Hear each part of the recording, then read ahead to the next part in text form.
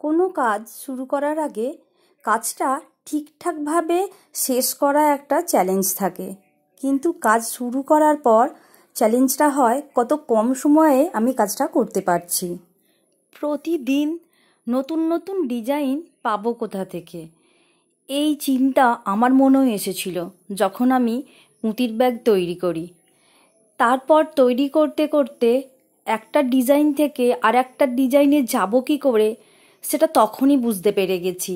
হাতে কলমে যখন আমি কাজটা করছি, পুঁতি গাঁথার ফর্মুলা যখন বুঝে যাচ্ছি, তখন বুঝতে পারছি যে একটা ফর্মুলা থেকে আর একটা ফর্মুলায় যাব কিভাবে, পুঁতির হিসাব মেলাবো কিভাবে। তখন আর মনে হয়নি নতুন ডিজাইন আমি কিভাবে পাবো। আমি আমার অভিজ্ঞতাটা শেয়ার করছি, দেখুন আপনার কাজে লাগবে। প্রথমেই যদি ভেবে নেন আমি কি করে পারবো, তাহলে তো হবে না। কাজ করতে করতে আপনিই পারবেন। পারবো না ভেবে নেওয়াটাই তো হেরে যাওয়া। লড়াই করতে হলে সবসময় বলতে হবে আমি পারবো। সব কিছুই পারবো বলে ভেবে নিলে সেটা খুব সহজ হয়ে যায়। পারবো না ভেবে নিলেই তো সংকীর্ণতা চলে আসে, ভীতি চলে আসে, নতুন কিছু ভাবার ইচ্ছাটা থেমে যায়। আমি আজকে যে ডিজাইনটা তৈরি করছি সেটা একেবারেই নতুন ডিজাইন, আপনি খোঁজাখুঁজি করলেও কোথাও পাবেন না। এখানে চৌকো শেপকে রাউন্ড শেপে আনা হয়েছে। এর যে বেসটা তৈরি করেছি এখনো পর্যন্ত আপনি দেখতে পাচ্ছেন, দেখুন এটা চৌকো, কিন্তু এটাকে আমি রাউন্ড শেপে নিয়ে আসব। এটা একেবারেই নতুন একটা ডিজাইন।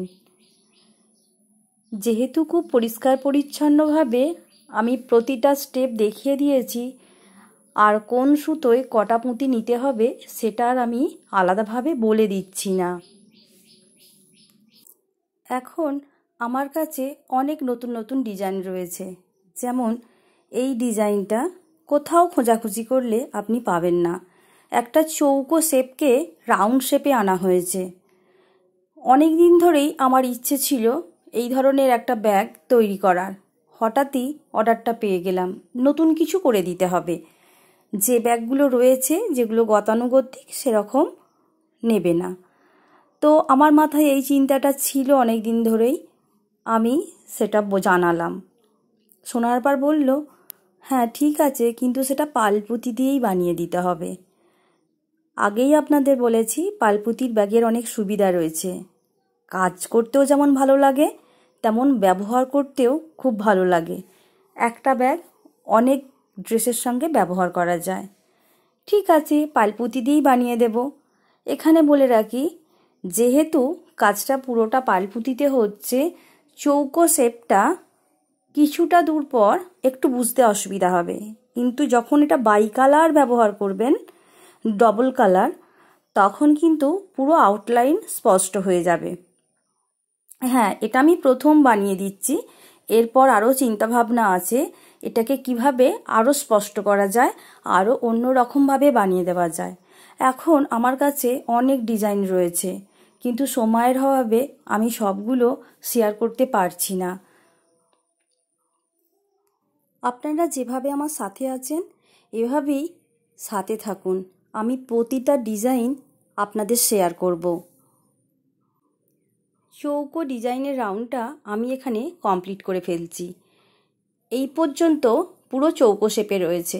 এবার আমি এটাকে রাউন্ড শেপে নিয়ে যাওয়ার চেষ্টা করছি। রাউন্ড শেপ করার একটা নিয়ম আছে। এই যে 4টি কোণ অংশ রয়েছে, এই 4টি কোণ অংশে সবসময় একটা বা দুটো পুঁতি কম নিয়ে ফুল বানাতে হবে মাঝের অংশের থেকে। মাঝের অংশে আমি বানিয়েছি 2 কমন 7-এর ফুল, আর বাকি অংশে অর্থাৎ কোন অংশে বানিয়েছি 1 কমন 5-এর ফুল, যাতে এটা রাউন্ড শেপে চলে আসে। দেখুন কোন অংশ তৈরি করছি, এই যে কোন অংশের ফুলটা তৈরি হচ্ছে 1 কমন 5-এর ফুল। একটা ক্রস সুতোই রয়েছে, একটা কমন নিয়েছি আর সুতোই নিলাম 3টে। এবার এই অংশে দেখুন 7-এর ফুল হবে 2 কমন, 3টে পুঁতি আমাদের রয়েছে আর 4টে নিলাম 7টা। এভাবেই পুরো রাউন্ডটা আমি কমপ্লিট করে নেব।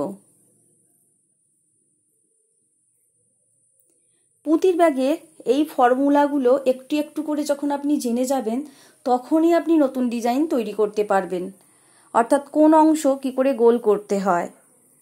রাউন্ডটাকে বড় করার জন্য 4 ফুলের রাউন্ডের পর আপনি 5 ফুলের রাউন্ড দেবেন না 6 ফুলের রাউন্ড দেবেন। রাউন্ড ব্যাগ তৈরি করারও কিছু নিয়ম রয়েছে। সেই টুকটাক নিয়মগুলো যখন আপনি জেনে যাবেন, তখন যে কোনো ডিজাইনই আপনি তৈরি করতে পারবেন। দেখুন, চৌকো শেপটা আমি রাউন্ড শেপে নিয়ে চলে এসেছি। এখন প্রথম যে রাউন্ডটা ছিল চৌকো শেপে, সেটা প্রমিনেন্ট হলেও পরের রাউন্ডটা বুঝতে একটু অসুবিধা হচ্ছে, কারণ এটা পালপুঁতিতেই তৈরি। তাই যখনই এটা অন্য কালার দেবেন, আউটলাইন স্পষ্ট হয়ে যাবে। রাউন্ড শেষ করছি। রাউন্ড শেষের নিয়ম তো আপনাদের বলেইছি আগের কয়েকটা এপিসোডে, যে অপর প্রান্তের ফুল থেকে একটা পুঁতি এক্সট্রা কমন নিতে হয়, নিয়ে রাউন্ড শেষ করতে হয়।